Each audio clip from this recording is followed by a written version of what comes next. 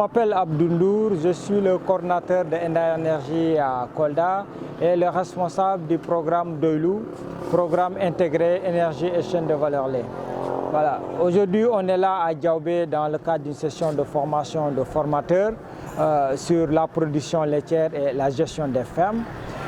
Cette formation qui s'inscrit dans ce programme Doylou est un programme mis en œuvre par Enda et qui est appuyé par la GIZ à travers son programme Réussir au Sénégal.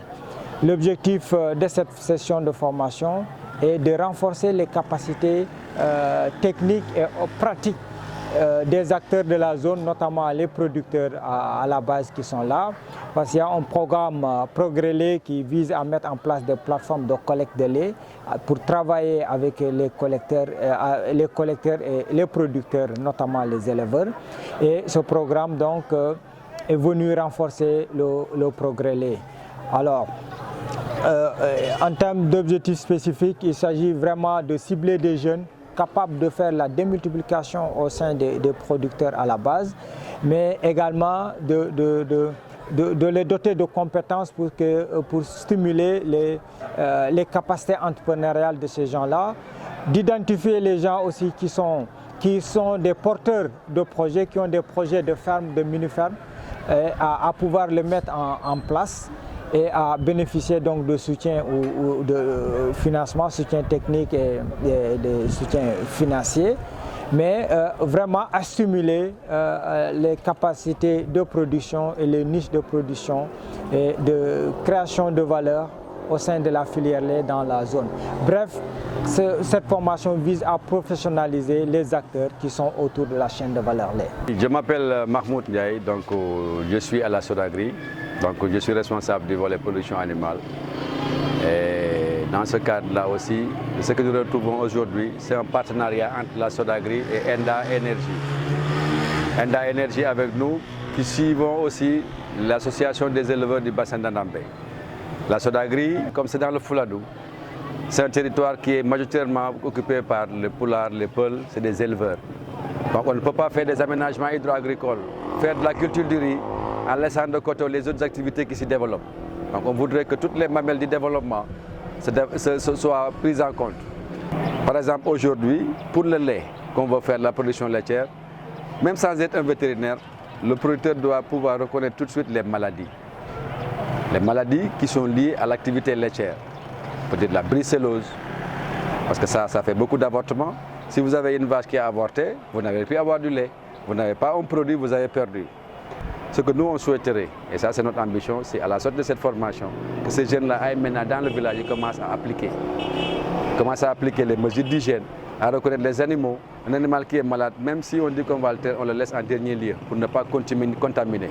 Boubacar Diamanka, je suis venu pour faire la formation sur la production laitière. Qu'est-ce qui m'a motivé de faire cette formation?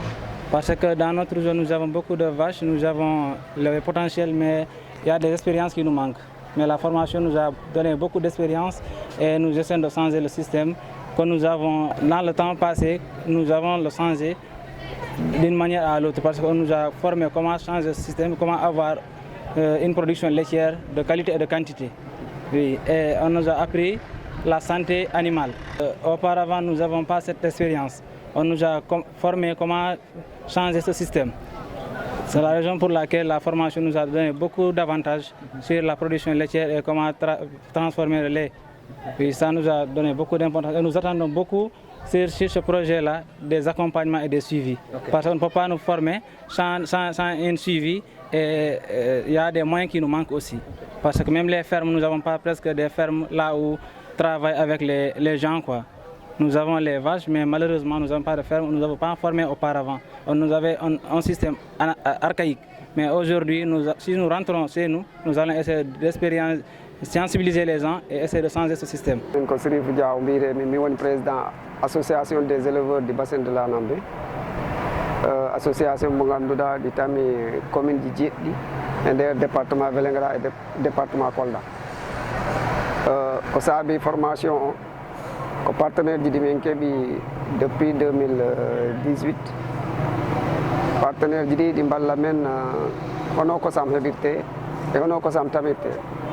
Et puis on a une cuuɗi ɗi noon ko cuuɗi kosam ɓe pewni suudu mawnu ndu kaɓen ndu ɓoynu suudu kulinto ɓe pewni suudu Sinthian Sadio ɓe pewni suudu Sare Bouti hono cuuɗɗi jogorte ko ɗum woni ɗo hannde saabi formation hono neɗɗo yarata ha wawa hedde ɓiroɗam to nayi muɗum to pour wawa men ɗowrude ha raw cuuɗɗi ɗi mbawi wurde taw kala minen mbawi hebde kosam qualité par ce que mino ɗamini balɗe 5 formation ɓe keeɓi no ɓe keblora no ɓe nanguira ligge maɓɓe ɗe par ce que hay document ji ɓe gokketeni de passage noon mino rewa min salminora partenaire ji amen ɗi premier partenaire amen o ko Sodagri deuxiéme partenaire o ko Enda mi salminiɓe vraiment gila ñande min puɗɗiɗi projet o ɓen ɗowra men nono min mbawra wurdude e nden gaynaka min ko Houleye Diawo Mbigre gimmormi ko Sare Bouri ko wonno dalila gaddugol minen formation ɗo ko fi nayi ɗi jomin gari ko waɗi minen formé ko monsieur Sall ko ɗum noon komin waɗi minen ɗo formation ko woni minen nafoore saabu ranta ko min paamano e nayi ko min paami ɗum ɗo han nayi joni noon formation makko o nafi minen affaire ko bonnanno minen ɓiroɗam ɗam ko piiw monsieur Sall holli minen ɗum minen kala min mbaɗi ɗum to koye amen to jo ko be min kuroroya ɗum après ɓiroɗam amen ɗam wawa yarude yeeso.